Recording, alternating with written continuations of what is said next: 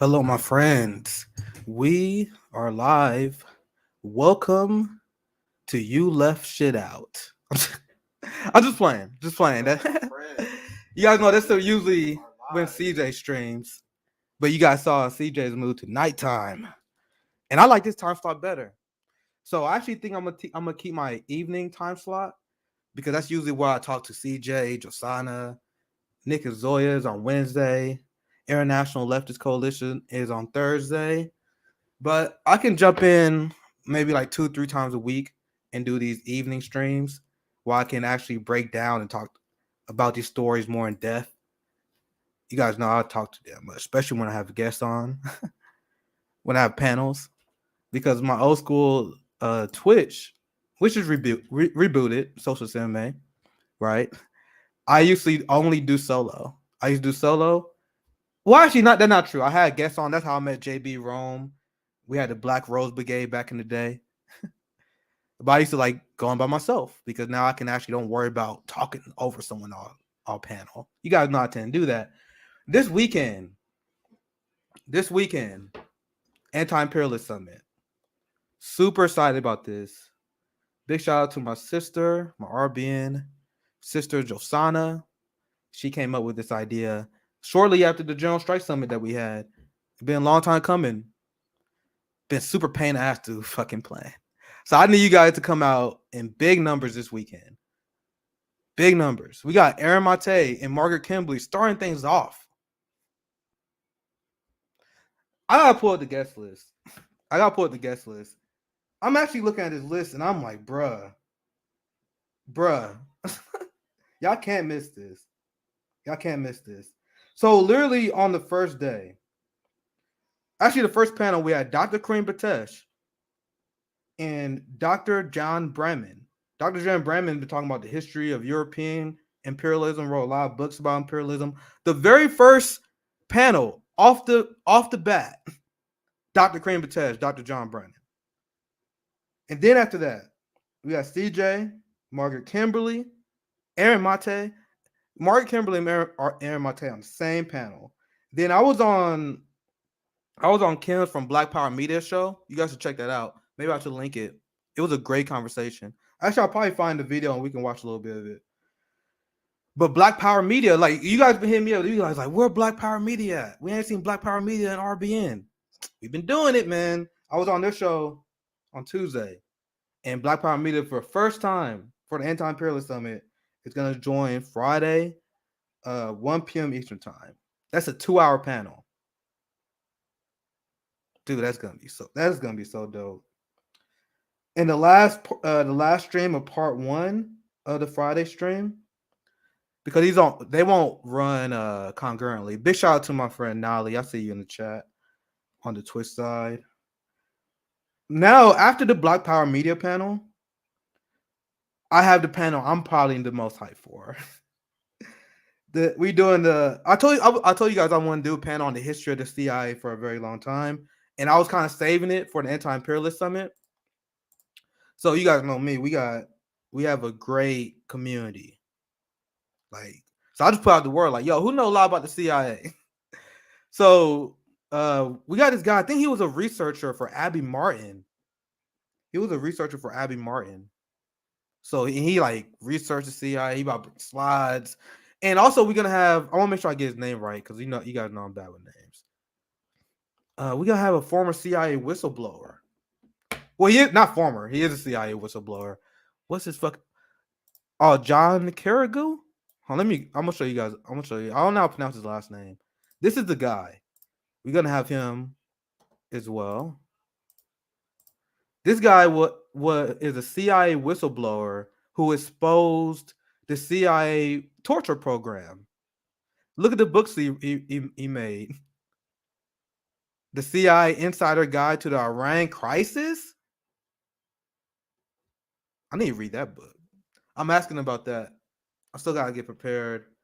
I wasn't planning to stream today, but there's so much shit to talk about. You guys see the title of the video. Biden to propose $33 billion in Ukraine with the explicit goal of keeping this war running for a few years. The United States is not interested in peace. They're not interested in a solution to this problem. They're not interested in actually doing what's best for the Ukrainian people.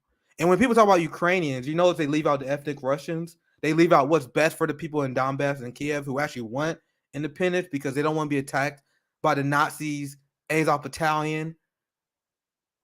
They don't want to be in a country where the fucking language was banned. They banned Russian. I've watched a lot of people cover this. People never cover this stuff because they like, I stand with Ukraine, except the people who live on the east. Except the people who live on the east. And they think they are anti-war. The Ukraine crisis has exposed so many people who was like, oh, I'm anti-war. I'm anti-imperialist, even though I don't understand the basic concept of what that means. I don't know history. Nothing. See, at least Paul seems familiar with John. I heard of the whistleblower who exposed CIA torture. I just didn't know him by name. You know what I mean? I didn't read none of his books. But the book, the CIA Insider Guide to the Iran Crisis, that came out in 2020. That looked like a powerful book that I probably had to read. If I'm gonna be dead honest, that's a powerful ass book. Hash Rebel says, why is USA arming fascist military to a country on the border of a nuclear power? Are they insane? That is the point I've been making to everyone, even the people who have this immediate urge to like condemn Russia and Putin. My question to people, name one state that would accept the aggression that had been shown towards Russia by NATO and the West. They broke the Minsk agreement.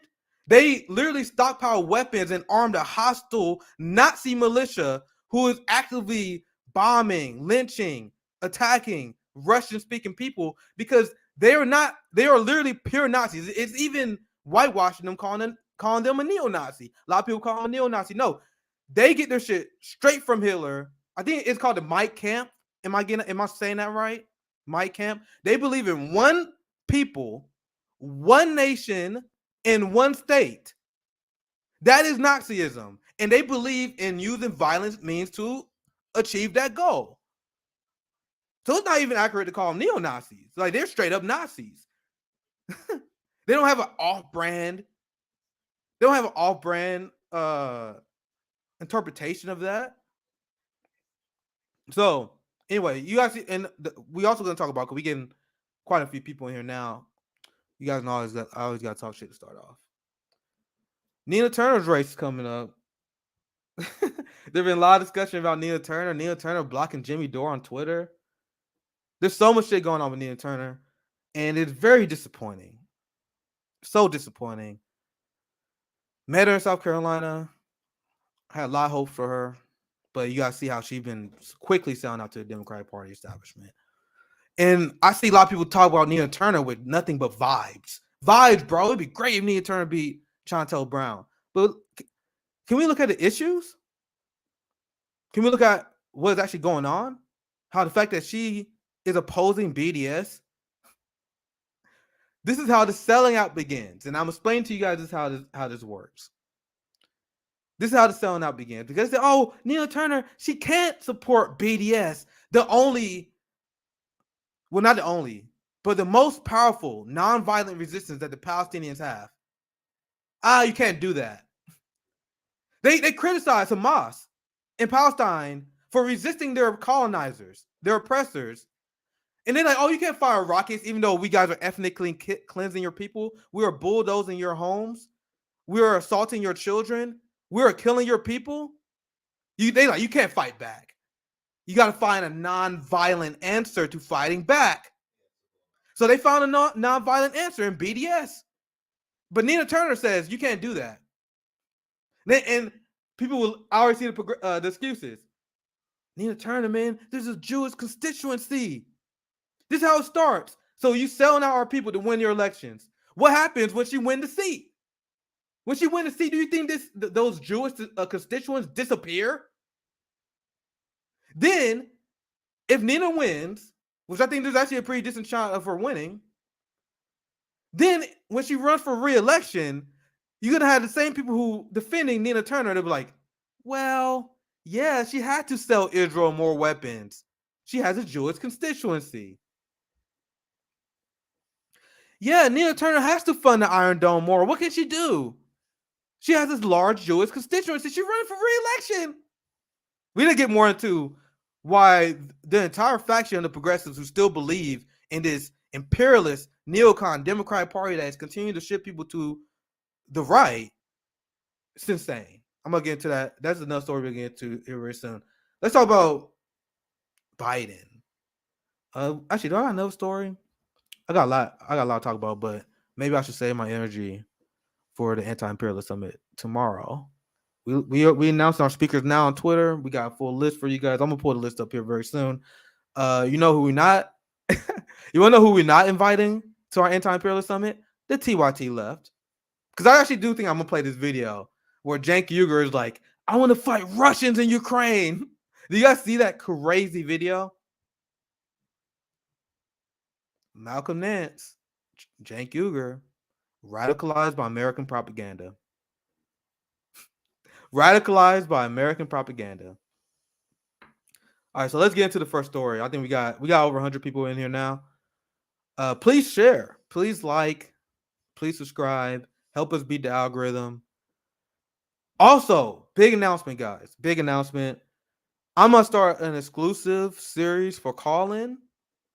So we on Call-In now, and it's about to probably start next week. And I'm gonna start an exclusive series. I may even hold debates over there because I've been asking these motherfuckers. I like, bro, can someone prove me wrong?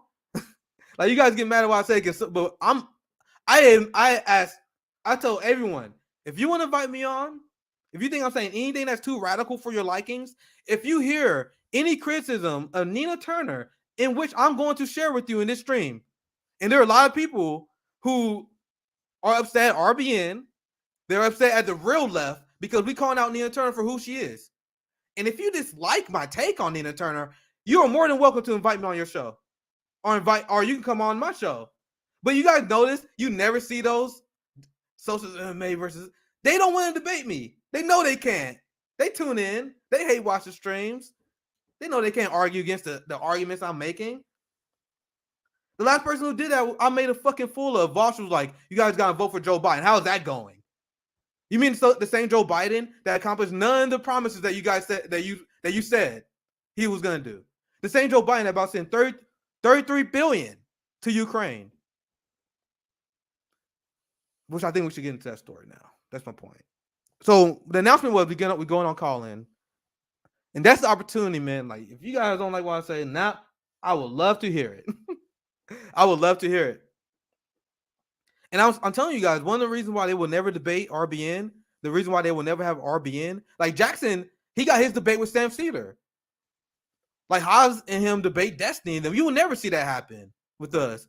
Because when you have Sam Cedar tell Jackson Hinkle that he don't care that police get funded more, imagine if I'm grilling him on the squad and I'm telling him how they are complicit with funding the police more, and then Sam Cedar's like, I don't care about that.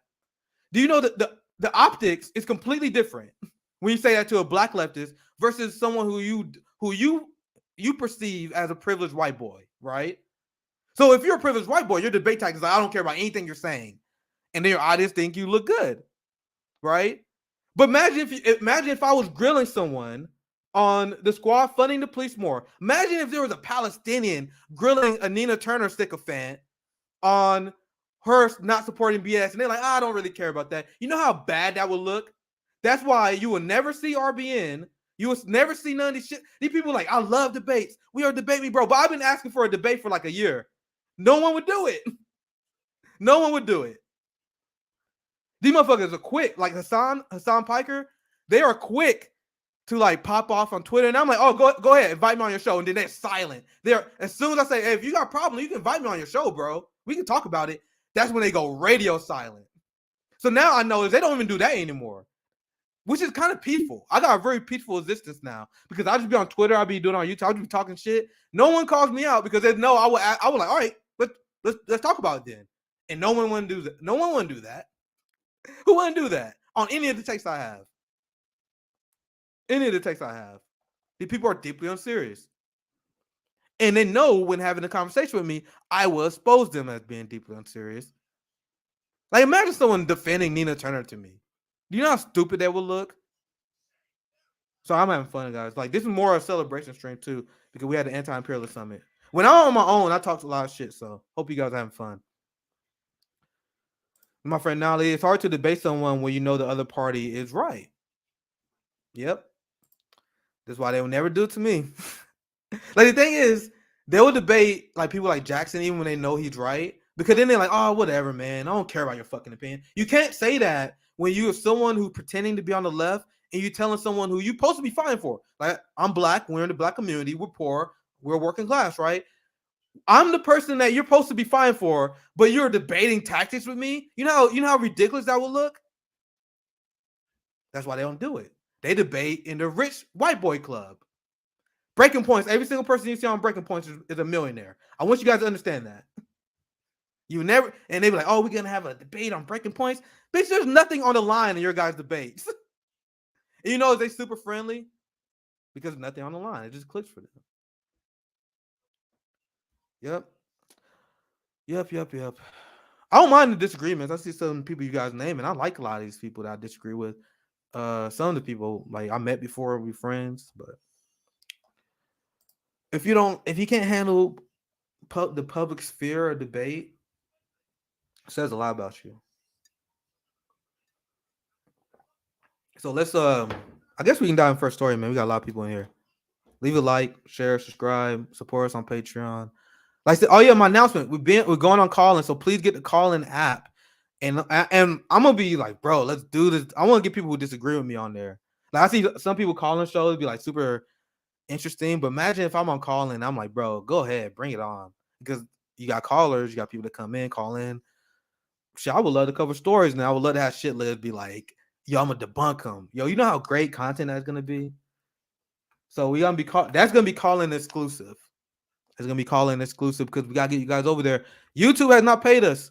We have been look. You guys know you guys can't leave super chats. We are demonetized on YouTube, and I have been on this mission to expand on content. We're gonna stay on YouTube to grow our audience, but like I want you guys to explore other options and supporting us, like Callin, Rumble, Rockfin. Like I think I watched Jimmy stream on Rumble last time. Guys, YouTube is not as good as you guys think it is. It's just fucking bullshit corporate shit. Let's get off the app, man. Because I'm telling you, if you guys want to support our channel, like the super chat, they still haven't paid us none of that shit. They ain't paying no YouTube money. They've been fucking with our channel, man. That's why we try and get off that. So please support us on Callin. Download the app, and we can send you guys the information here soon. All right, let's get into the first story. Biden. Jesus fucking Christ. Now, do you guys understand why we've been going so hard against the Ukraine war, and we've been so aggressive? I have been so aggressive, calling out and debunking any Western talking points in terms of supporting the neo-Nazi Azov Battalion and their sycophants in Western Ukraine, because it was obvious what was the goal from the very beginning. As I covered it on our streams that me and Zoya did, that got pulled from YouTube. We debunked the Bucha massacre.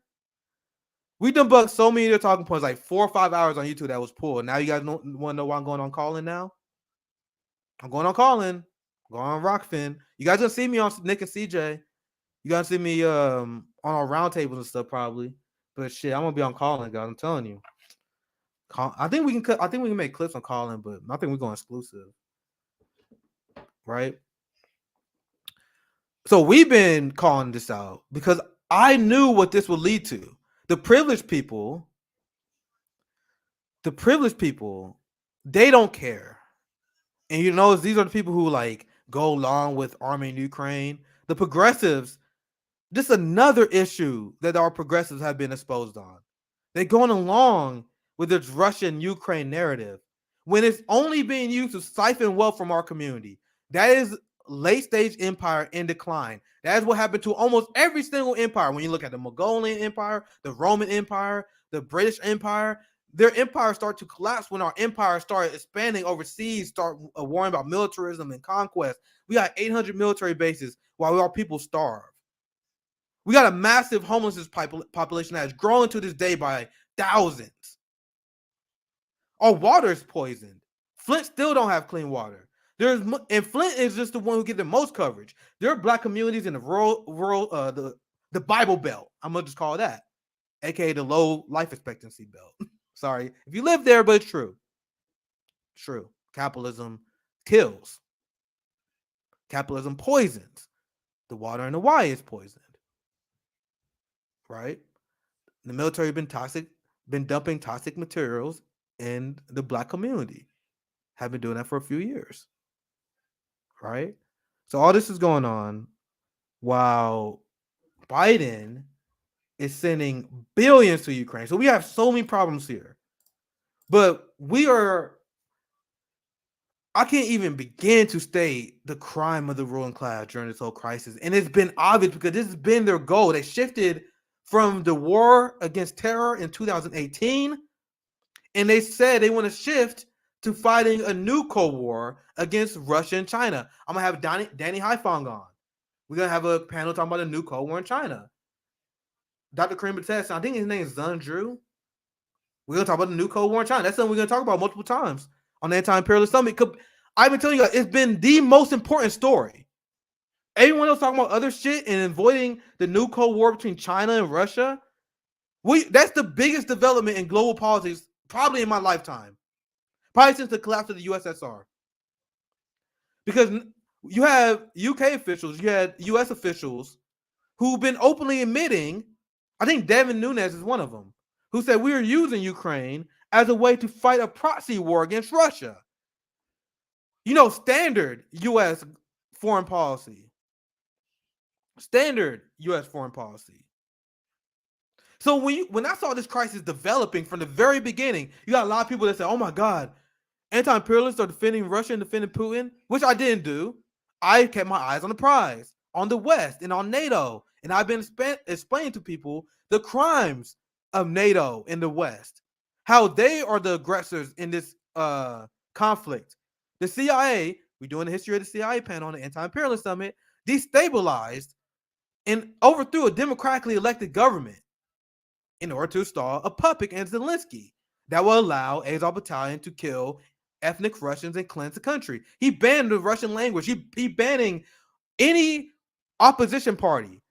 He's like, well, we gotta make sure we have a unified front against the Russians. So it's funny how he banned every single left party, all the socialist parties, but he kept the fascist Nazi parties in Ukraine.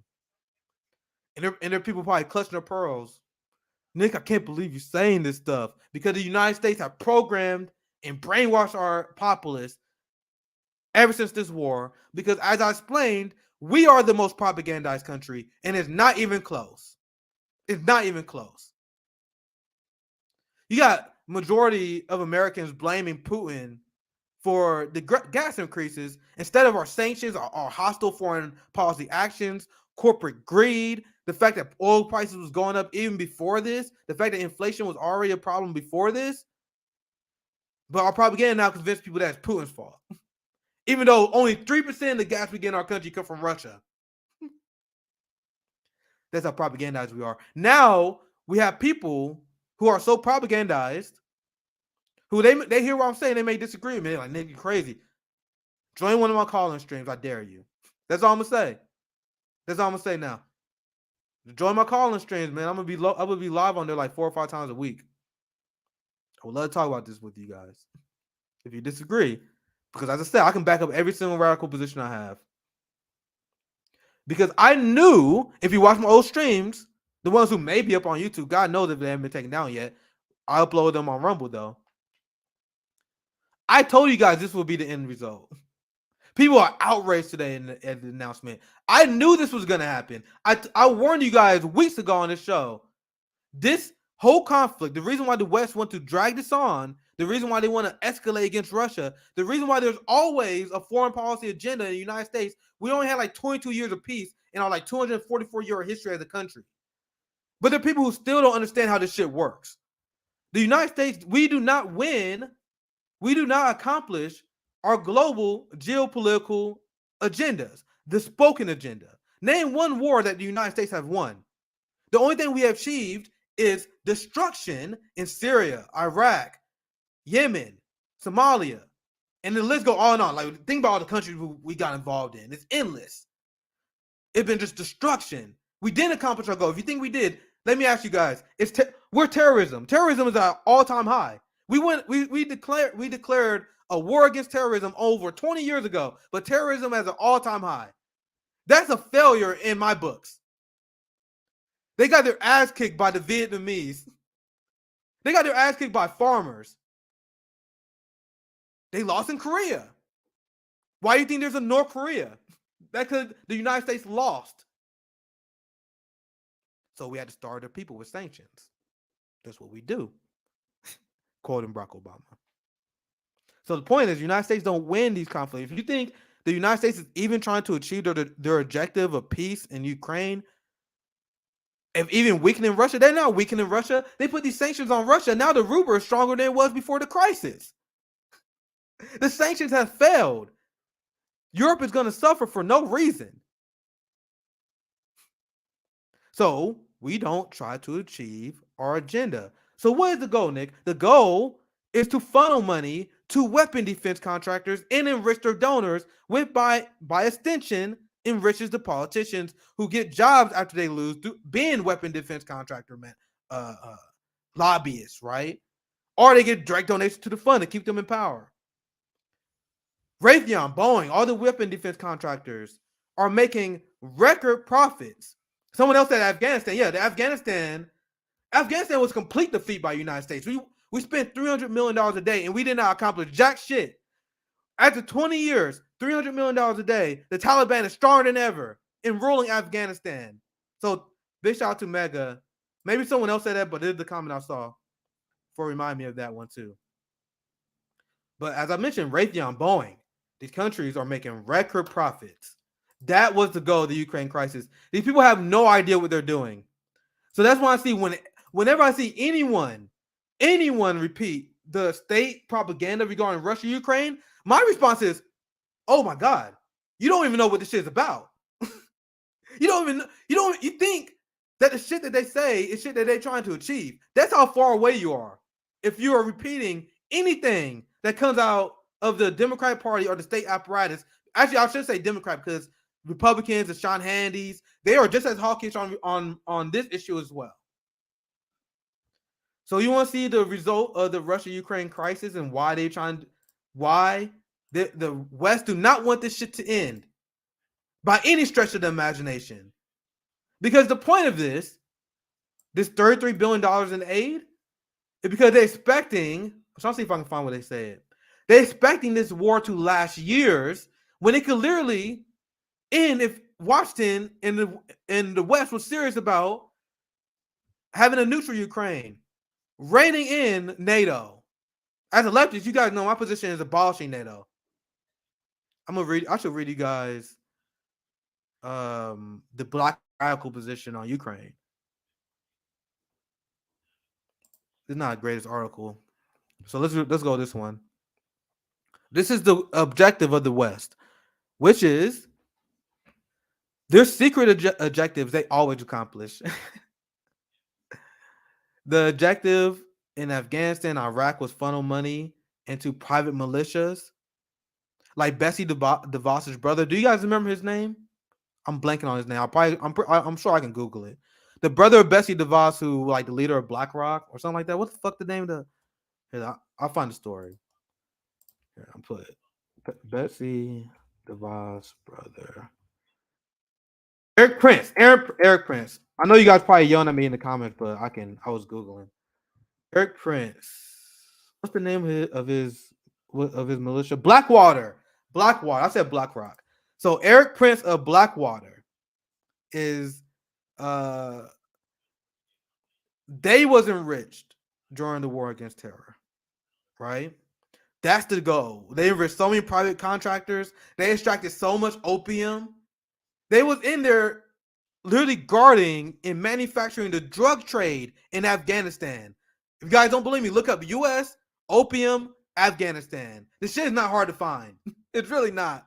So whenever they say they're our aim in Afghanistan is to destroy the Taliban, even though we have no idea who the Taliban are. They had no, like, if you read the Afghanistan papers where they admit the United States officials have been lying about Afghanistan, they openly admit we had no idea who he was fighting. We didn't know if like a random villager was over there was Taliban. We didn't know this Afghanistan citizen was Taliban. They didn't know who the fuck they were fighting. That's why you see so much civilian death and destruction, right? But Eric Prince, Blackwater, right? Blackwater, yeah, that's the name of his militia, and many other militia. I'm pretty sure there are probably maybe some others that was in Afghanistan. They still got CIA presence in there. It's all about enriching their people. That's what it's about. And they were making a fortune on Russia, Ukraine, because as you guys see, Biden sent all the money over there. Our society is collapsing. Quality of life is dropping in the state. But the neoliberals, the liberals who, you guys swear to God, you're going to take over a party with these psychopaths. You guys swear to God, like the neo-Turner sycophants, swear to God, they're going to take over this party with these sycophants, well, these psychopaths. They're sending $33 billion in aid in Ukraine. And I responded to Biden here. I almost had 1,000 likes here. And I tweeted this a few hours ago. And I explained, and this is the point of our being, just to educate people, that $33 billion that Joe Biden spent in sending to Ukraine, you can literally end homelessness with that kind of money. I think it's less than that. I think it's $20 billion.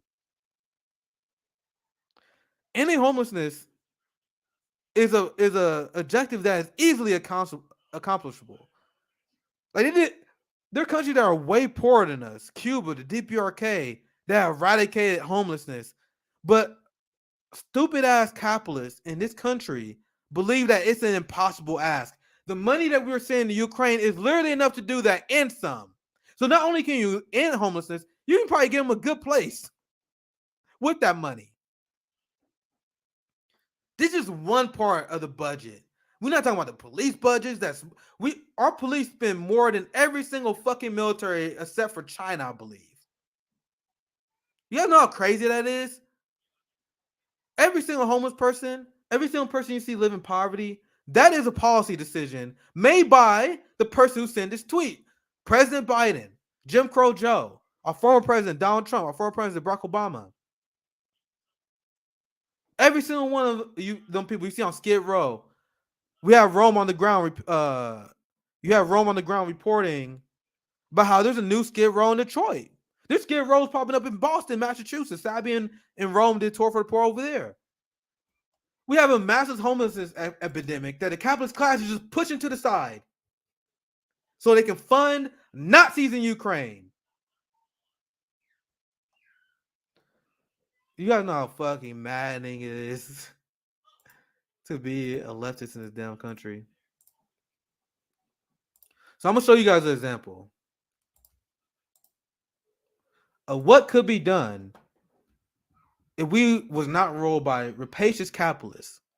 And this is why we must start the transition to abolish capitalism and their influence. Because capitalism needs an impoverished class. Capitalism needs a homelessness class so the cost of housing stay high. Their argument at the end of the day is that, oh, we can't end homelessness. What will happen to the real estate business? What will happen to landlords? Fuck your landlords. That's the solution. They provide no benefit to society. They are leeches that artificially jack up the prices of housing. So fuck them. We don't need them. So I'm going to explain to you guys what we could do. And I actually found this because one of my amazing mutuals sent this to me. Right? Wait till you guys see how much this costs. North Austin Hotel to be converted into homeless housing community. Over 1,000 new apartments are being developed to serve the homeless over the next 3 years. Now, this is over 3 years. 1,000 apartments that's going to help the homeless. And then when you look at the program, they're trying to help them transition as well. The project is expected to cost $6 million over 3 years. I know we are ordinary people, and your first reaction is to see, when you see 6 million, like, goddamn. Nope. Don't think like that. Biden is sending $33 billion to Ukraine. Remember what me and Sabby said on the show and my criticism of black capitalists? You can have Oprah Winfrey, you can have Jay-Z, you can have Michael Jordan, you can have LeBron, you can have these people buy these apartments for fucking chump change and house our people. They choose not to.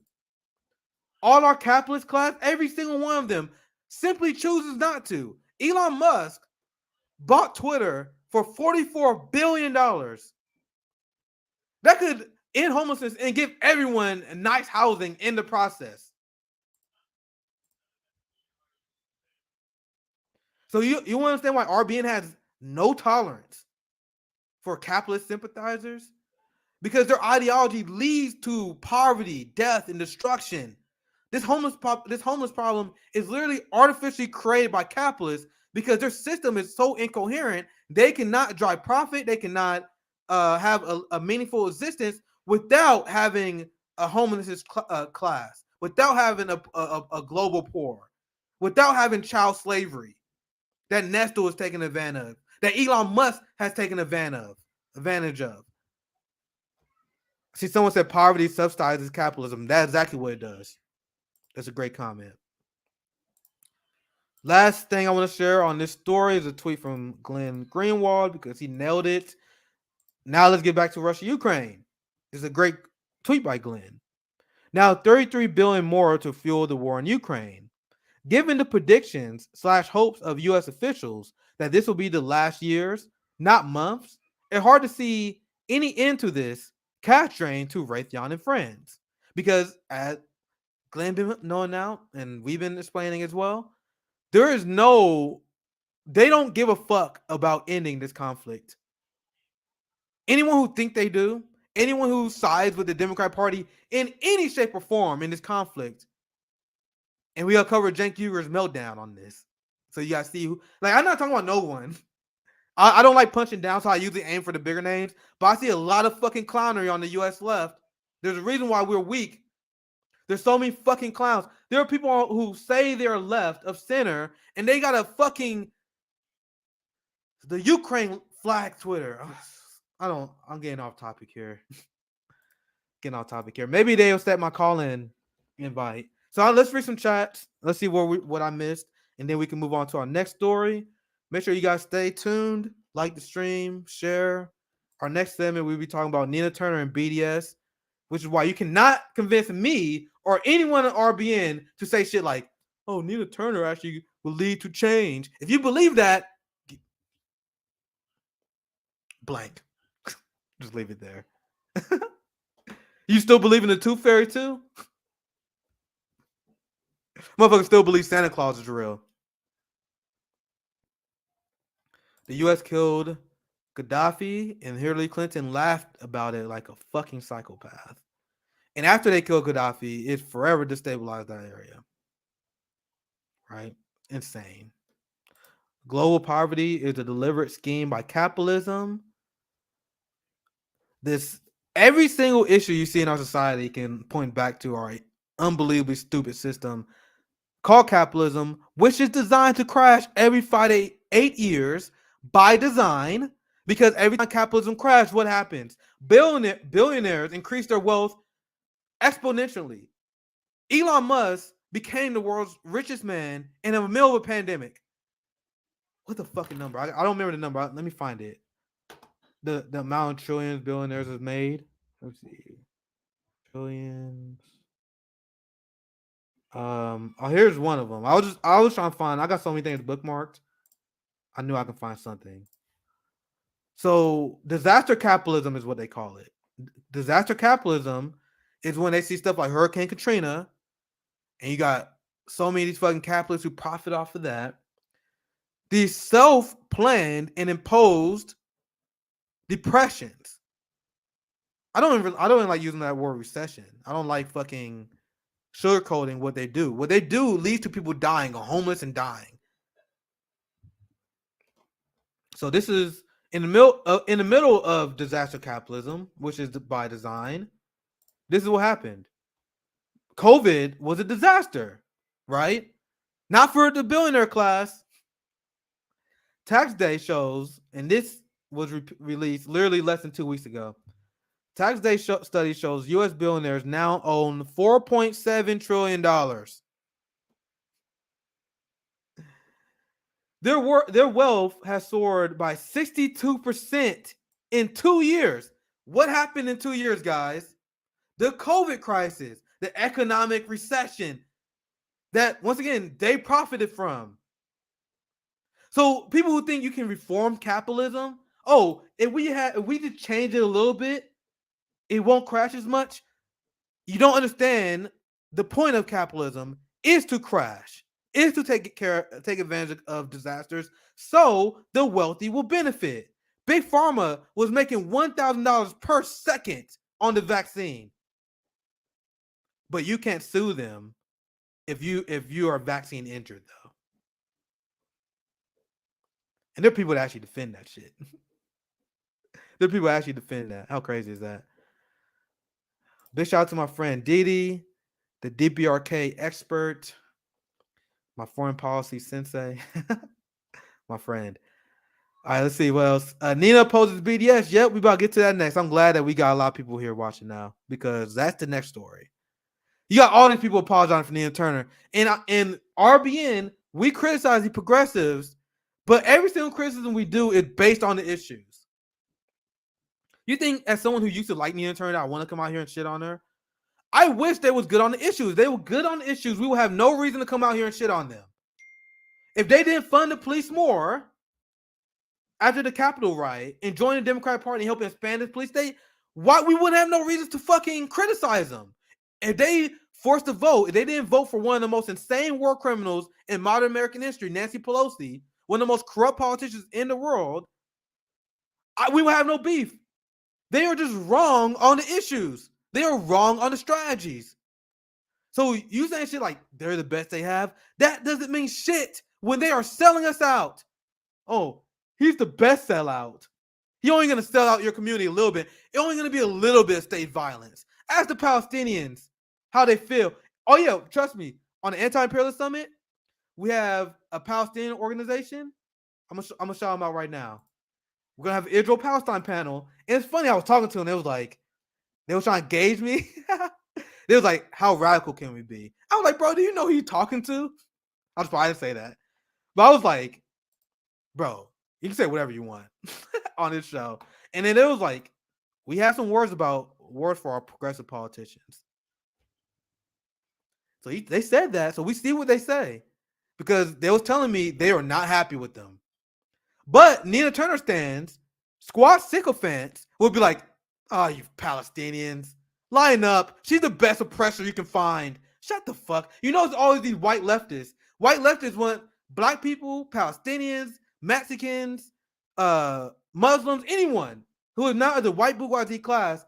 If we have any criticism of their heroes, of the people they call better than everyone else, because their policy doesn't affect them. The squad voting to fund the police state more and giving them surveillance powers, that doesn't affect them.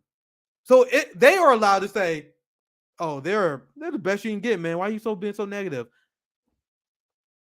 The way that white leftists want black people, Palestinians, and other disenfranchised communities to just accept shit, I have noticed ever since Bernie Sanders dropped out. Why do you think the people are not going to have a conversation with us? Could imagine the Nina Turner sycophants bringing this up. And then we bring up the facts. Right?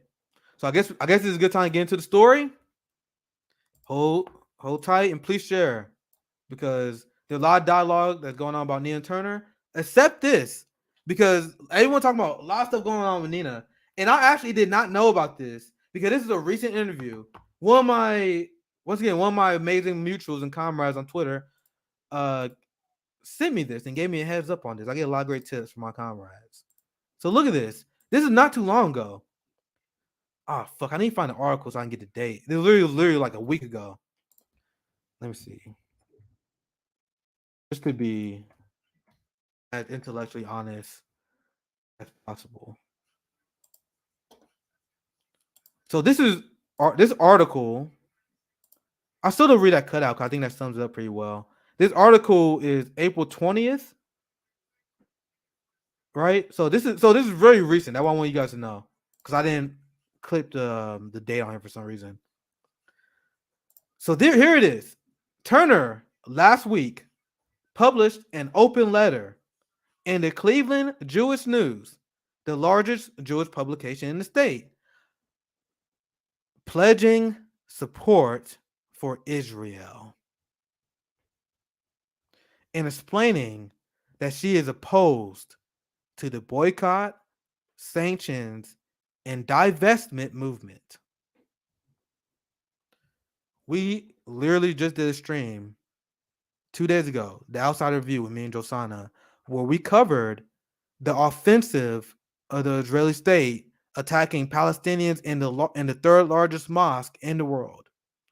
They have been bulldozing Palestinians out of their homes. They blatantly violated a ceasefire that they came up with last year to continue their encroachment on the land. They are bombing Syria right now as we speak. But Nina Turner's response is, I support the state of, she pledging support for Israel.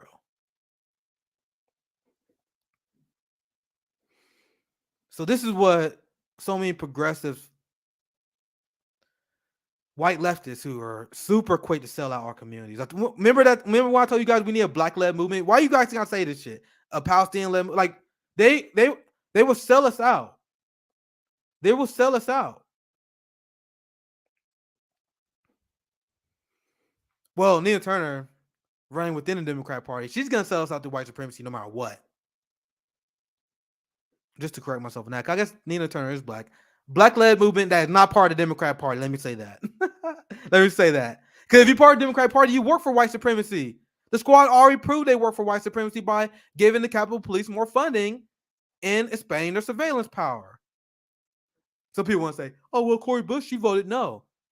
So I'm asking you guys, what's the point of this Nina Turner election if they don't vote as a block? So I don't accept that as an excuse. Just a head up. You guys are a squad. So if the squad is not coordinating their vote and something bad happens, it's all your fault. This is my position.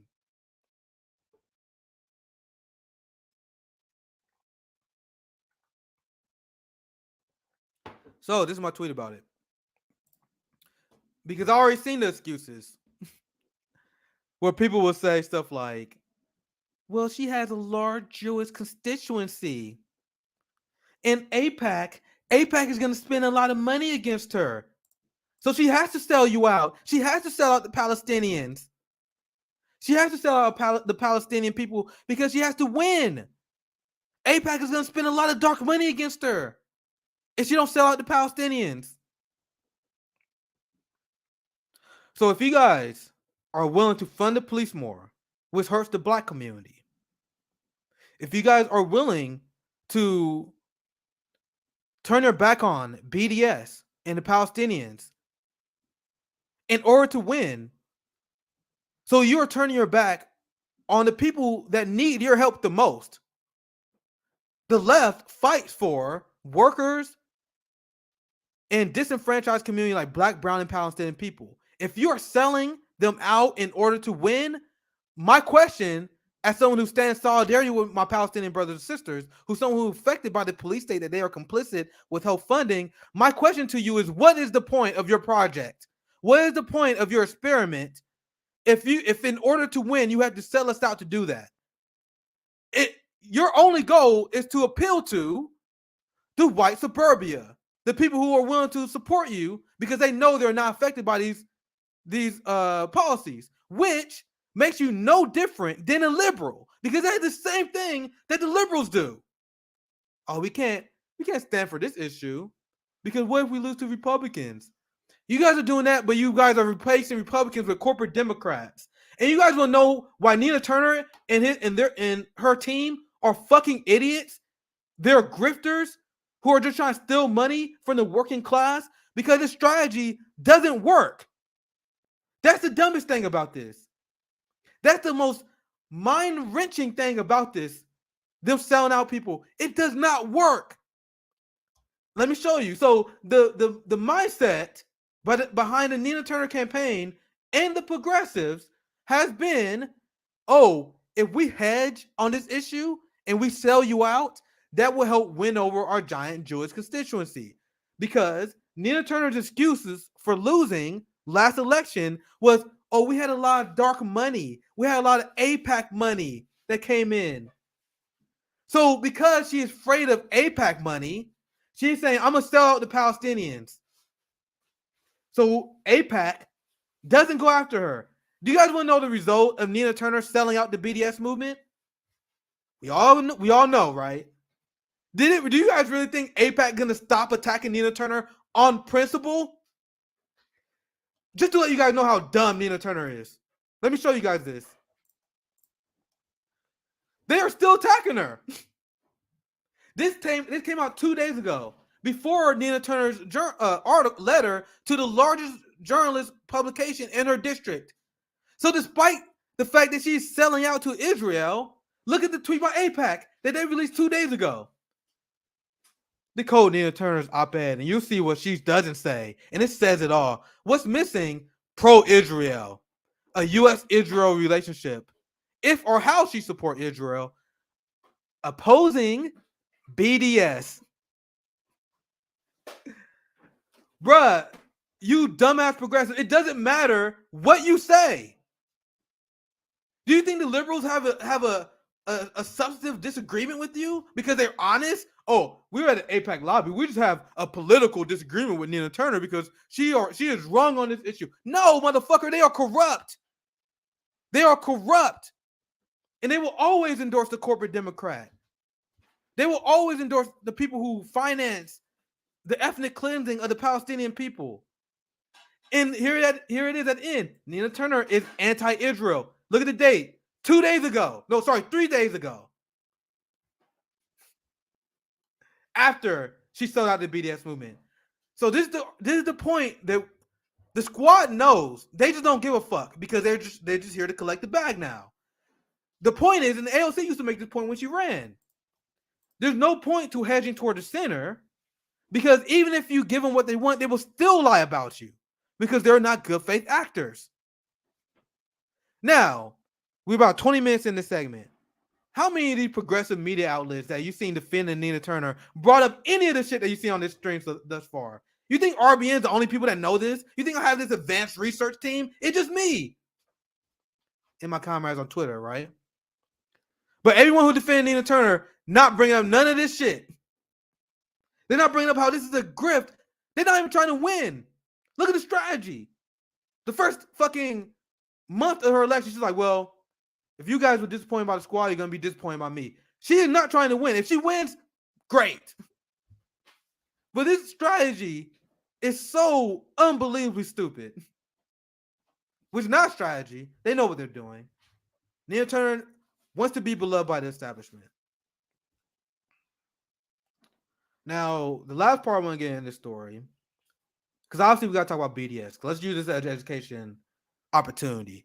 The progressives accept Palestine believe that these issues are worth hedging on. They believe that these issues are important enough, aren't important enough to stand firm. We're going to run in the Democratic Party and we're going to sell you guys out on BDS because it's not important. Which shows why Palestinian activists are starting to show disdain for the progressives. Once again, I got an activist group that's coming on, and they said they got some words for progressives. So I would love to hear it. Because they're not okay with this hedging shit on BDS. Because BDS is the most effective nonviolent resistance that you can perform if you're a Palestinian. Because despite the hypocrisies of the West has been saying, oh my God, look at these brave Ukrainian fighters. They're resisting their colonizer.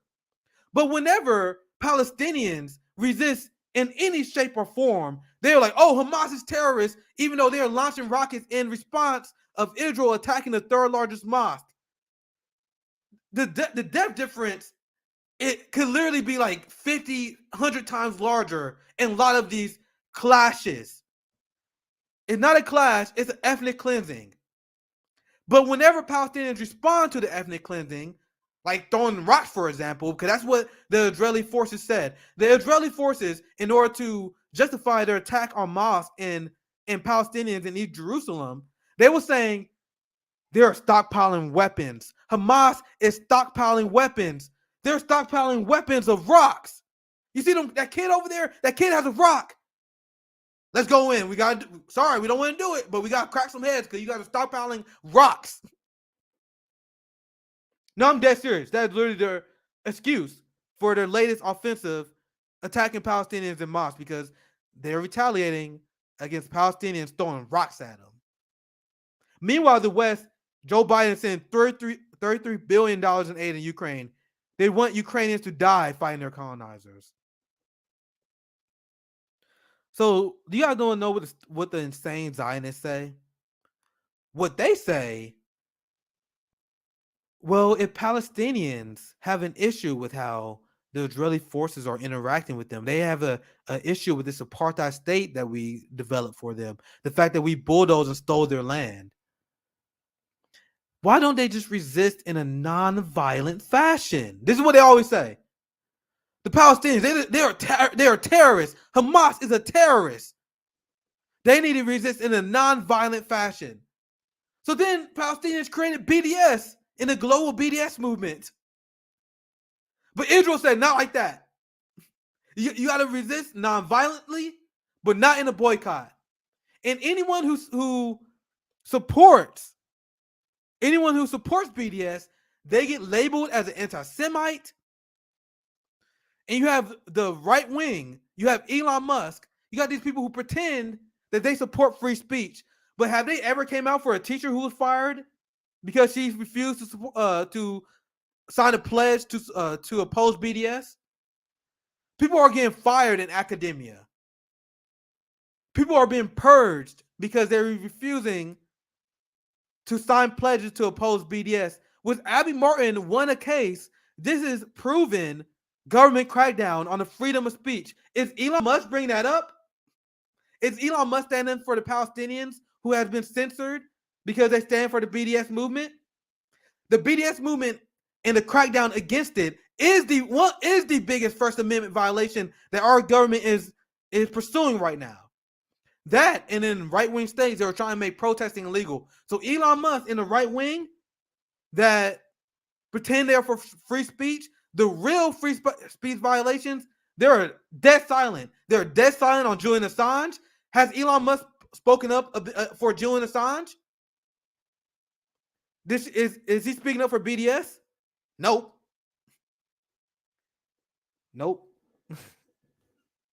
Because they're just culture warriors. That's all they are. And Nina Turner, going back to the segment, now that I explained to you why being against BDS. So BDS, boycott, divest, and sanction. Targeting Zionist supporters. Right? So then a lot of Zionists will say, oh my God, they're just an anti-Jewish campaign. No, we are boycotting you Zionists. There are a lot of Jewish allies who are not being boycotted.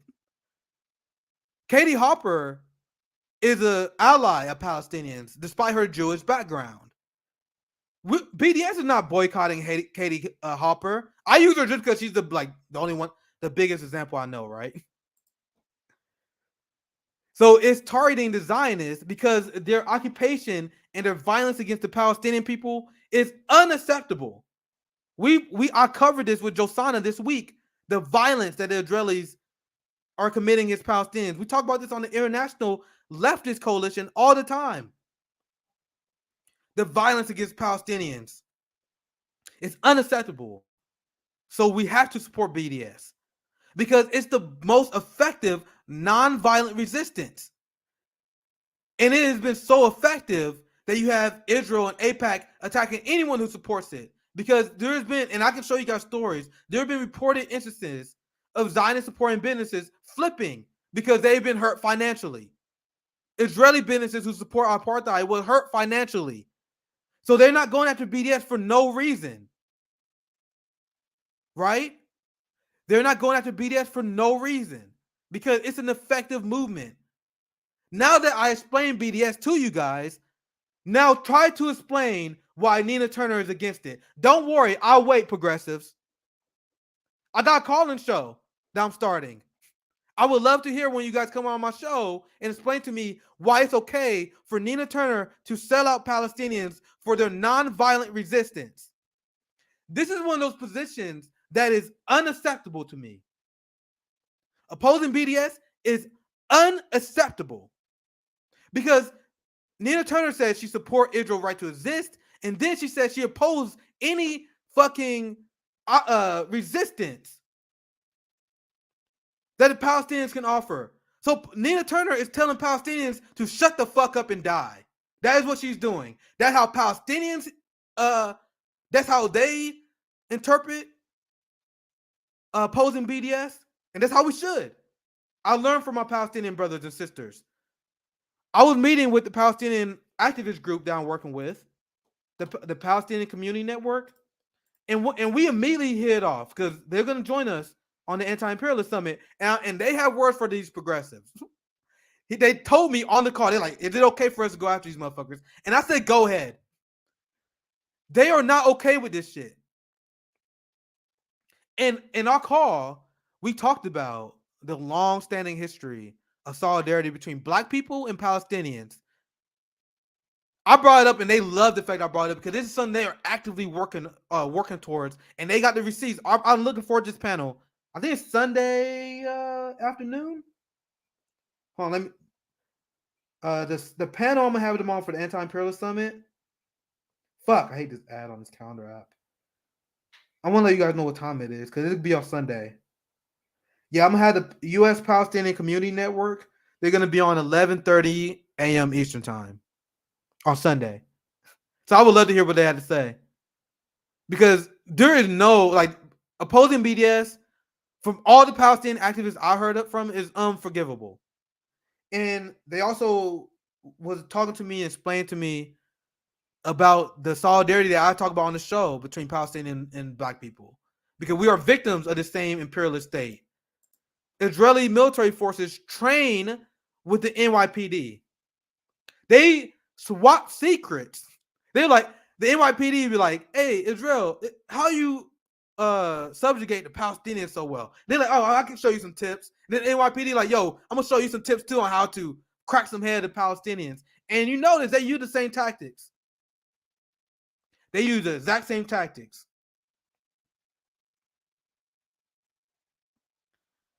So now you understand why this is unforgivable for me? The Black Panthers and Palestinian activist groups formed communications of solidarity on the Gaza Strip. I hope it's still there because God knows after Israel bombings, right?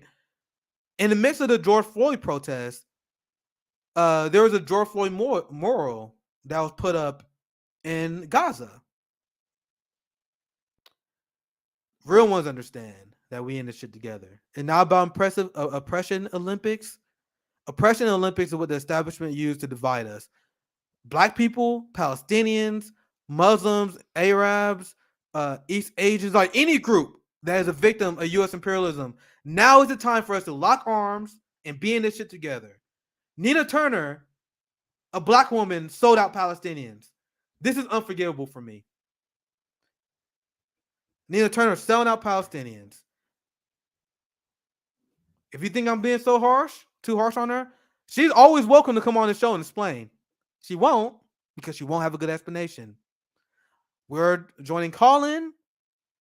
That's going to be my new platform, guys, because YouTube ain't paid us. I think call-in can finally give us a position where we can actually eat, man. So if any of y'all heard anything I said, I'm going to be inviting you guys on call-in, and I would love to explain to you why it's okay for someone who is taking money from working class people, from Black people, from Palestinians to sell out our brothers and sisters, my Palestinian brothers and sisters. Someone explain to me why that's okay. Man, I'll tell you, I met a lot of Palestinian leftists ever since I got to space, man. They ride or die for Black issues. Like, I call out white leftists all the time because not most of them, but a lot of them are weak on these issues. I have not seen Palestinians fucking be weak on Black issues, man. When we say abolish the police, they're like, hell yeah, abolish them racist motherfuckers. When we say abolish capitalism, they're like, yeah, we Marxist-Leninists too. Fucking love my Palestinian brothers and sisters. Free Palestine, man. This is Unforgivable by Nina Turner. Unforgivable. Well, I shouldn't say unforgivable because I don't want to keep people condemned. But if she wins, which I think there's a good chance she probably might win, this is the issue. I explained this earlier. I'm gonna say this again for new people who watching who's new, because I explained this earlier in the stream. Nina Turner and her defenders, they're saying that it's okay for Nina Turner to oppose BDS and sell out Palestinians because she has a large Jewish constituency. She has a large Jewish constituency. So if she wants to win the election, she must sell out Palestinians, and then she can be the ally on the inside. So my question for all you idiots who repeat this, do you think this Jewish constituency is going to disappear when Nina Turner wins? If Nina Turner wins, she's running again in 2 years. So what do you think happens if Nina Turner, even if she wins selling out Palestinians, then she do good for Palestinians? She will be in the same position where she a candidate who stood for Palestinians against a large Jewish constituency. That shit is going nowhere. So what's your strategy to address that other than continuing to sell out Palestinians? So I'm telling you guys, if Nina Turner wins, which I think is possible, in 2024, Nina Turner is going to vote for more weapons to go to Israel. Nina Turner is going to vote for the Iron Dome, and they're going to say, oh, come on, you fucking radical leftists. She has to vote for more Israeli weapons because she has a large Jewish constituency. Do you guys see how it works? Do you guys see how selling out starts? It's a slow process. They don't sell you out just immediately. It's a slow process. First, she sells out BDS. And then she runs for re-election. Yeah, I got to send weapons to Israel, man. I say Palestinians should exist. Nina and progressives, they're like, I say Palestinians had a right to exist too. So all my sins is forgiven. By opposing BDS, you're saying that Palestinians had no right to resistance, thus saying they have no right to exist. Are we clear? So fuck them using virtue signaling platitudes, because that's what Nina says. Nina says, yeah, I know I'm weak on Israel-Palestine, but I say stuff like, I think Palestinians had the right to exist. No, you don't. You say that. You don't believe it. You say that. You don't believe it. Because if you actually believe that Palestinians had the right to exist, you would support BDS. So when you don't support BDS, I am telling you, as someone who's friends with Palestinians, they see that as you saying that they don't have the right to exist in Israel. So RBN, in order to put pressure on these motherfuckers, that's our position. If you oppose BDS, as far as I'm concerned, you're saying Palestinians don't have a right to exist. Now, I have one more story. I'm going to cover Cenk Uyghur's meltdown on Ukraine, Russia. I'll take some comments as well. I'm going to take a quick break. I'll be right back in a minute, guys. Stay tuned.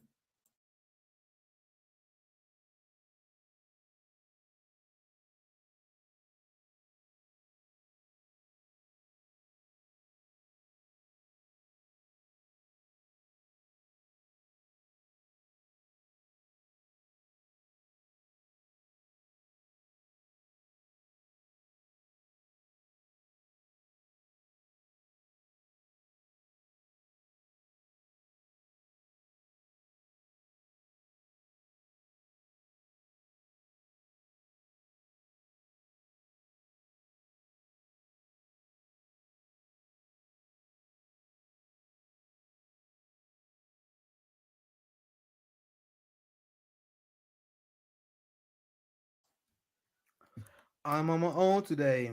I'll have no producer.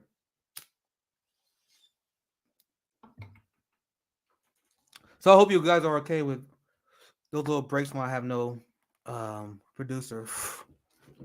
So we gotta cover our next story here soon. I gotta take a smoke break though.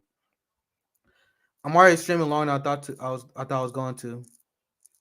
But I got one more story I want to cover. This is a fun story. So I went off. I try not to get mad, man. I know you guys hate hearing me fucking scream, but I be getting mad, man. I really do. I'm like, maybe I need to do a better job presenting in a neutral tone. That's what a lot of people do. But I can't, man. I read this shit, and I think about how ridiculous this shit is again, and I get fired up. So I'm gonna try to get better as a presentator and commentator, guys. Because I think it's better to listen to when I'm not screaming. But I get really mad. I get really mad sometimes.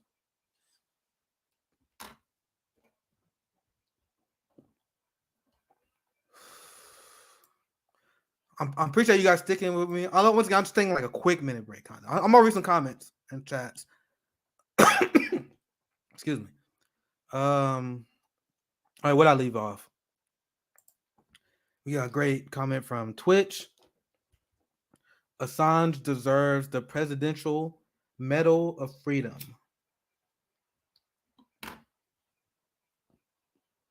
Absolutely.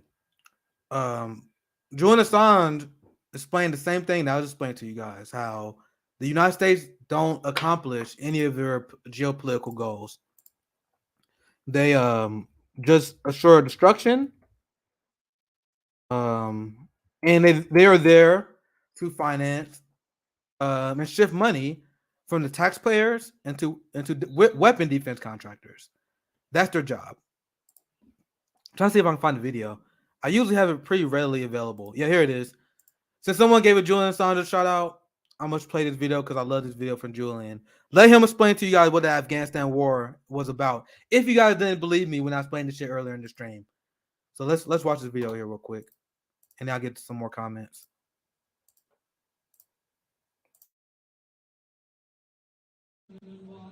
Because the goal is not to completely subjugate Afghanistan.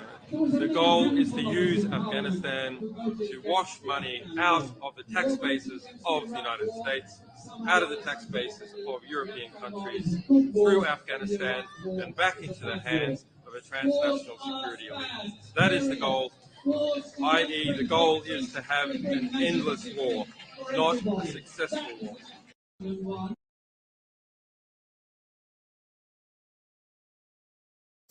The goal is to have endless war, not successful war. You want to know who don't understand this very basic concept that I explained to you guys? The United States do not win wars. When last time we accomplished a geopolitical objective, the one that they say out loud? I explained earlier in the stream, they went to war against terror 20 years ago. Now terror is stronger than ever. Korea kicked their ass. Vietnamese kicked their ass. The U.S. military is a joke. Big shout out to my man Harry. Appreciate that. I don't know what you mean by this one. The only good grades that Katie Haupt, that Nick pointed out. Max Blumenthal, Aaron Mate. What we talking about? I would Max Blumenthal, he was not gonna be able to make it to the Anti-Imperialist Summit, unfortunately, but maybe we have him on next time. He was just on Stabby Stab's show. So big shout out to Max Blumenthal. Oh yeah, I've read the excuses too. Angela says she has a ton of excuses about opposing BDS, and not any of them adds up to a good reason. Not one. Not fucking one. Not one. Absolutely. Yeah, guys, I don't know what's going on in some of the comments, but everything I see from Katie Halper, she's been really good on Israel Palestine. Anything I seen from her, at least. Let's read this one. Palestinian actions work shutting down Elbit systems in the UK is amazing. We need to start organizing to shut down weapons factories here in the US. I just don't know where they are. Me and RBN, like at RBN, we're planning a lot of stuff. Like after the Anti-Imperialist Summit this weekend, we are entering a new era in RBN. Yeah, please, guys, please, for me, it was so much work putting this something together, guys. Putting guests across multiple time zones, getting the professors that we have. Actually, let me pull the guest list up again, man. Just in case you guys don't know what we got planned this weekend. Actually, I hope I can find it. Hope I can find it. I gotta look up our tweet. Fuck. We got people like Dr. Gerald Horn. I'm just reading on top of my head now. I wish I could find the list. Like, we got so many. Dr. Vijay Prashad is joining as well. We're gonna have Jimmy Dore, Aaron Mate. We're gonna have the Palestinian group as I shared you.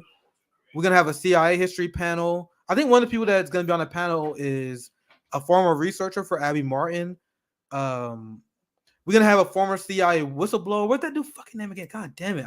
I'm working with so many fucking people right now.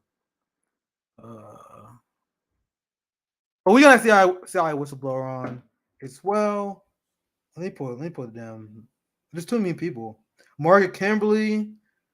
We're going to have a Pan-African panel as well. Caleb Maupin is going to join. So Jimmy Dore joining. Pasta from Convo Couch is joining. We talk about how media pushes war. He also will be with me with Caleb Maupin, talking about what is imperialism. Me and Caleb Maupin, we always have a good time when we talk. So that's a quick preview. Sorry, I need to find the tweets so I can give you guys a full list. But point is, we're gonna be busy this week, man. So please show some love.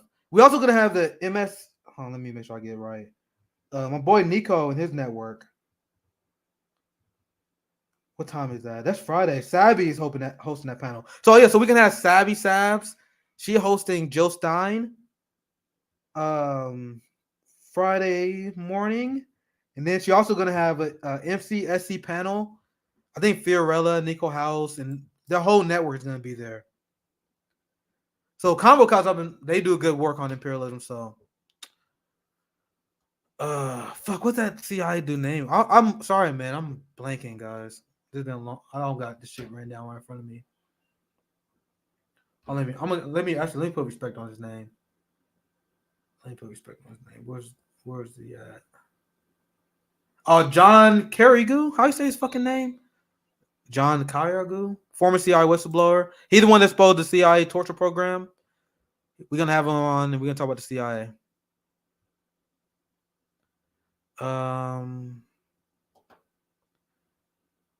Man, we've been trying, man. We don't got enough clout. We getting there. Like we're lucky to get the people we actually get on this show. To be honest, if it wasn't for my Twitter, there'd be no way you guys see the amount of people we have on here. Bro, let's go. We literally just hit 15. So let's keep it going, guys. Like we growing. We growing.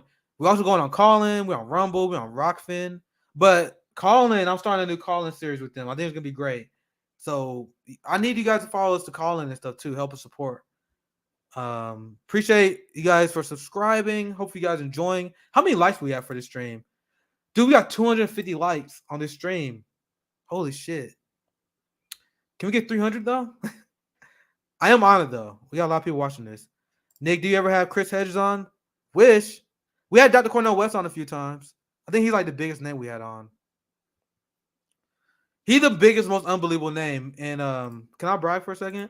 Dr. Cornel West read my first op-ed ever wrote because his wife followed me on Twitter. And she sent him my article while I was critiquing Barack Obama. And I was comparing him to the legacy of MLK. That was my first political op-ed ever wrote. They sent it to Dr. Cornel West. He follows me on Twitter, and then he joins the show. So how crazy was that? A lot of you new fans, a lot of you new supporters, you guys don't know that OG shit, man. You guys think I'm lying? Look at this. Can I brag for a second? Just saying. And he followed me after Cornel West followed me after he read my op-ed. So it felt good that he actually liked the work that I put out. So, woo! Thanks. We almost at 300 likes. Yeah, see, Jay been following from the beginning. He's seen the interview. It's still up. Check out my conversation with Dr. Cornel West. All right, so I think we talked enough shit. Let's get to the next story. I think this will be the last story I covered today. Because we already covered how ridiculous the propaganda is regarding Ukraine, Russia. Now you got Joe Biden sending $33 billion to Ukraine, which would be enough to end homelessness. But you're like, fuck y'all. I'm going to send all that money to Ukraine, funnel that through NATO, funnel that through a bunch of weapon defense contractors. That's the strategy. And now this story is much more fun because we've been having the last story about Palestinian, we was getting a little animated on this one, on that one. But Cenk Uygur, that name alone is good enough, right? He had a meltdown. Let me see if let me find the video. Cenk Uygur, because apparently, like Cenk Uyghur's, he now want to join like Malcolm Nance and fight for Ukraine. Is this it here? No way. I want to make sure I show the right video in the right order. Here's the video from Samira Khan. So this is gonna be fun because after about 90 minutes of me explaining why everything that's going on in Israel, Palestine is bullshit, we explain how everything going on in Russia, Ukraine is bullshit. And I keep telling you guys, there are people who are progressive minded who are falling for this shit. They're falling for this. Cenk Uygur is one of them. TYT is one of them. Many of the other progressives, they're one of them. So she had a meltdown. Cenk Uygur had a meltdown because he does the same thing that a lot of the progressive imperialists do. They use LGBTQ rights as a reason to bomb a fucking country. And they use that as because they are tools of the establishment. So their job is to sell war. So they will say, "Oh, this country don't agree. They don't have the same culture we do regarding gay rights. Let's bomb the shit out of them." And then the funny thing is, a lot of times in places like Iraq, Afghanistan, when you look at a lot of these groups that we do support in the Middle East, we support radical jihadists. We armed Al Qaeda, so we actually armed the Nazis in Ukraine, who literally believe in one people, one state. We literally armed for the worst. We armed the most far-right extremists in the world, period. But whenever we need to justify bombing another country, we don't say, "Oh, they got homophobes over there. We need to bomb them." So that's what Cenk Uygur does, the quote-unquote progressive network. Look at this insane video. Let me fix my audio here. I don't know how much I even want to play this. This is an insane video. I think the video speaks for itself. But first, let me go off on this guy. So there's nothing sinful about being gay. There just isn't. People are born that way, and if they're born that way, guess who made them that way? God made them that way. So you got a problem with it, take it out with God. Are you saying God made a mistake? Is that what you're saying? Orthodox religious leader? Is that what you're saying? That God's a screw up? What kind of an insult to God is that? Do they occur in nature? They clearly occur in nature. Clearly. Who created nature? God did. So don't tell me, no, you don't understand. So we think a rabbi wrote this 2,500 years ago when we didn't know anything at all. And we thought that the stars were little pinholes that God created in the sky to let the light of heaven through. And I'm still believing that nonsense, and I'm oppressing people with it. I'm killing people with it. I'm ruining their lives with it because I'm saying you're sinful. You're sinful for doing something that is 100% natural to you. So no, religious leaders like that are the ones who are deeply, deeply immoral. They're bad people, they're evil people, and they bring sin into the world because they bring hatred and fear of others that God created. He's against God. He's a demon. Well, okay, just to speak their goddamn language. When you look at the fundamentalist religious leaders, the top ones throughout the world, most of the time they are evil, and they don't believe in God. They don't believe in spirituality. They believe in power, and they believe in fear and hatred, and they push that hatred to everyone. It's a poison. Don't ever allow them to call themselves righteous. They are not at all righteous. Look at him. Look at all that murder that cleric is in favor of. Why? Well, why we had to murder them in order to liberate them from not hating gay people. Now he's disgusting. He's an evil pig. Now, why is it gonna work? Because unfortunately, the world is still hooked on religion. We're hooked on oil and we're hooked on religion. We gotta get off the reliance on religion. Bro, I have a hard time listening to that dude. Bro, why are you making the issue about this? And then he went on to say, I have a funny video I want to show you guys. He went on to say that we got to fight the Russians in Ukraine. I got to find that clip. That clip is longer than I was hoping for.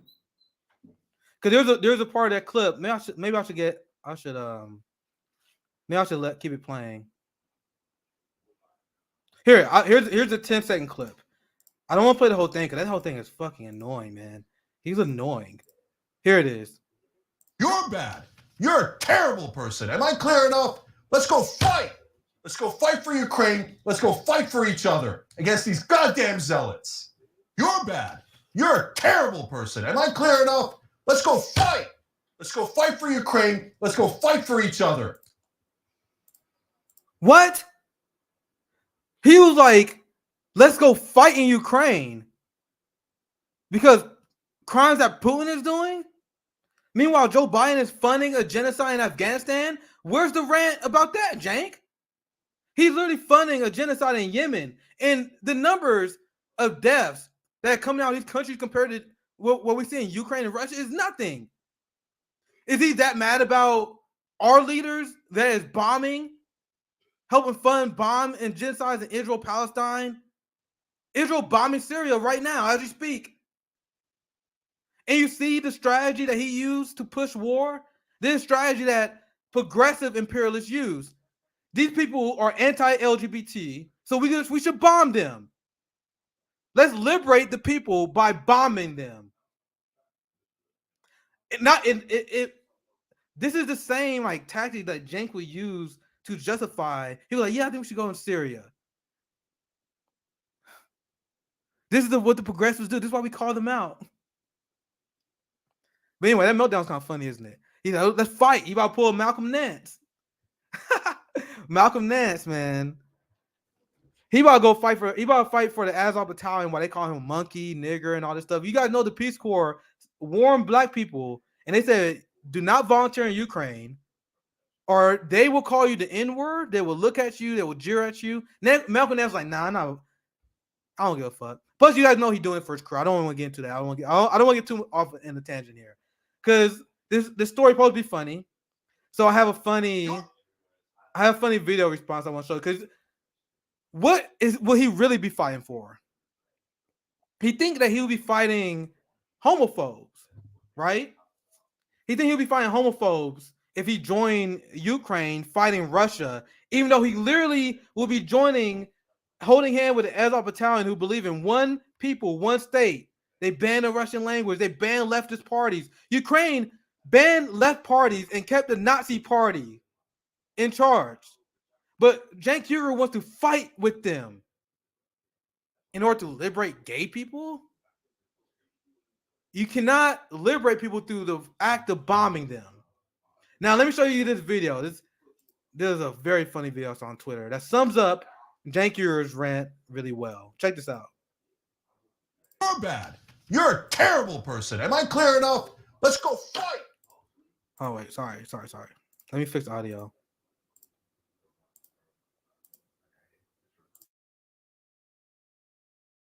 You're bad. You're a terrible person. Am I clear enough? Let's go fight. Let's go fight for Ukraine. Let's go fight for each other against these goddamn zealots. Now I believe we should take to the streets. Whoa, great idea. It'll be like a parade. Good idea. And as we march for the passion, we should also voice our support. So, when I say, es ist Zeit zu labern, you all chant back, wir müssen die Juden ausrotten. What does that mean, dear? Oh, I think it's Aramaic. You know, like in the movie. Ooh, Aramaic, cool. Neato. Great. What was our Aramaic line again? Wir müssen die Juden ausrotten. Wir müssen die Juden ausrotten. Es ist Zeit für Reich. Wir müssen die Juden ausrotten. Oh, this is fun! All right, everyone, forward, march. Es ist Zeit für Reich.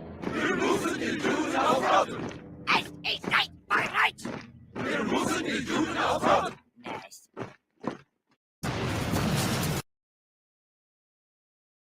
It's funny because it's true. That is literally what he's advocating for. It's funny how they call me and Jimmy Dore. They will call us Red Brown Alliance. Meanwhile, they're literally proposing creating a Red Brown Alliance with the Azov battalion in Ukraine. Remember all the times they said punch a Nazi? Remember all the time they used to say punch a Nazi? We can't talk to Trump supporters. They're Nazis. We got to punch them. Now they want to join the Azov battalion. Now they want to join and fight with these people. Remember this? This is what they used to say. This is what they used to say. When they see Trump supporters, punch a Nazi. Now they're literally Nazis in Ukraine who we arming to the tune of 33 billion. We about to send 33 billion over there. We send countless weapons over there. They're more than happy to join with them. Cenk Uygur wants to hold hands with Nazis to fight homophobes. This is how propagandized they are. Quote unquote progressive network. They always say Jimmy Dore, Red Brown Alliance. You guys advocating for a Red Brown Alliance. Y'all the Red Brown Alliance. The real Red Brown Alliance is the line between you guys, the Democratic Party. Now you guys are just straight up aligned with Nazis now. Malcolm Nance straight up aligned with Nazis now. And that's why I did my segment earlier in the stream. Explain to you guys what this is really about. Cenk Uygur wants to fight and prolong this war to do what? Remember what I said earlier in the stream? To provide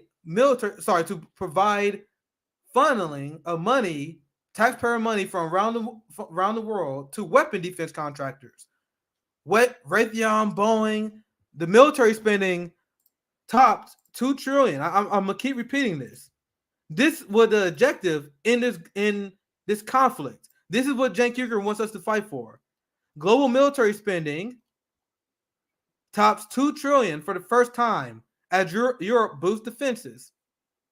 This whole thing about getting weapon defense contractors rich, Raytheon rich.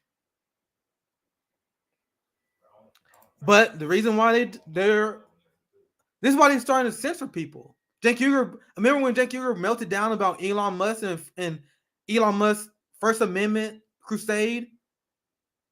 And this is really the last story I got to share because this is hilarious because this stream probably going to be taken down after what I said, to be honest. They've been doing that recently. That's why I'm about to be on call-in. You guys got to follow me on call-in for real, man. Like, I'm going to be calling these people out. Call-in's like the debate app. I want you guys. I challenge you. Like, if you explain to me why we should be sending $33 billion in Ukraine. Someone explain that to me. But anyway, I'll show you. This is... Let me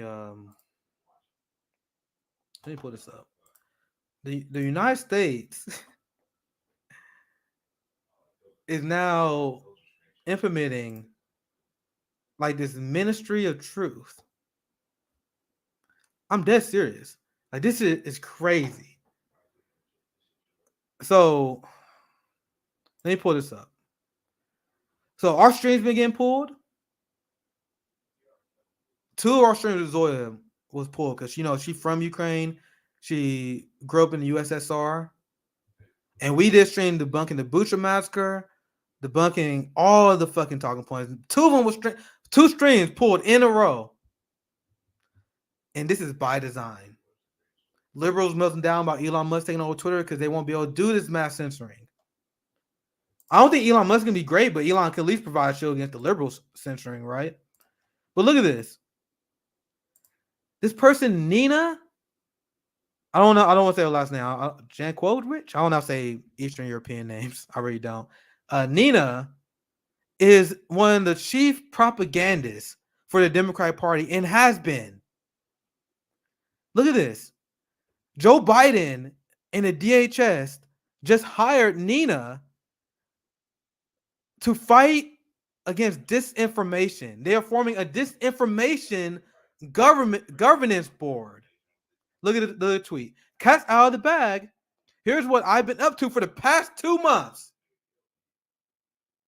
And why I've been quiet on here. Honored to be serving in the Biden administration, DHS, which should be abolished. That's what's under ICE, by the way. To help shape our counter disinformation efforts.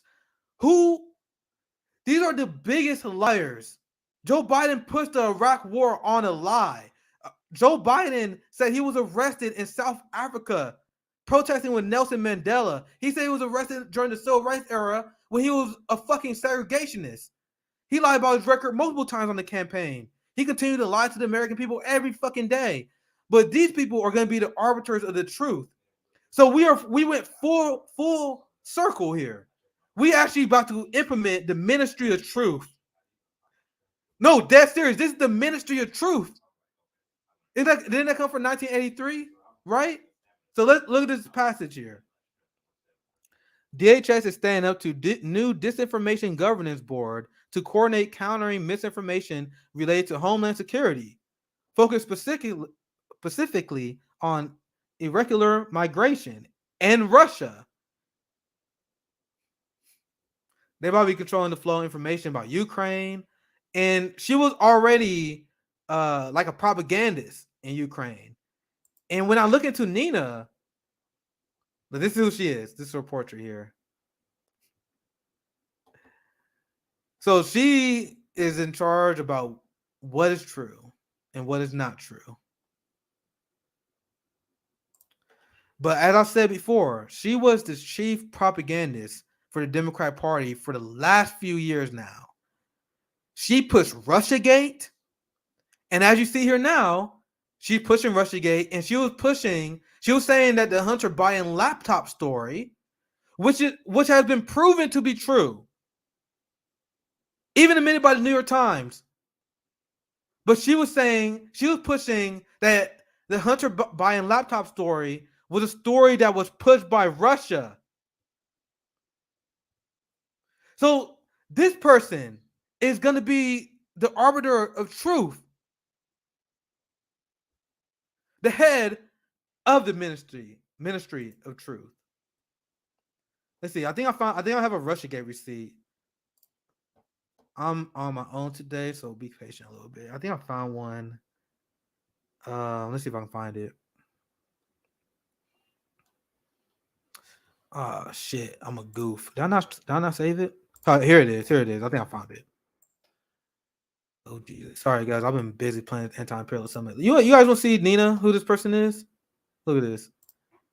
This is the person who's gonna determine what's true and what's not. She said, narrator, there were, in fact, many questions about collusion. So she was one of the people that pushed Russiagate. And she said that Donald Trump colluded with Russia. Despite the fact that Robert Mueller, their liberal hero, literally said, he's like, nah, that didn't happen, bro. But they pushed it. She was one of the people who pushed it. But she is going to be fighting against disinformation now. Here, let's check this one out. There's another receipt. The Biden administration's new executive director of Disinformation Governance Board, Nina J, I'm going to say Nina J, I don't want to mispronounce her name, cast doubt about the Hunter Biden laptop, confirmed to be real by multiple outlets. That's what I'm talking about. He literally confirmed it to be real. And a lot of people say, oh, who cares about Hunter Biden's laptop? The people who say who cares about Hunter Biden's laptop, are you telling me who cares about blatant government corruption? Are you serious? That's how far we have fallen. People saying government corruption, not a big deal. That was a giant story. That directly implicated Biden and his business dealings with Ukraine, right? It's so crazy. Anyway, I didn't read that much into the story. It was just blatant corruption. But yeah, that's the last. I think that's a good way to wrap up the last story. But this is what they're doing. This is why our streams are being pulled. This is the propaganda war. This is why you see RT being banned. This is why you see George Galloway. That be the true test for Elon Musk. Like, will Elon Musk take away Russia state affiliated media from people who don't work for Russia state media? Like, they're literally calling anyone who disagree with their narrative, who had any ties to RT, they're keeping that label on them, even though they're still not working with RT. Right?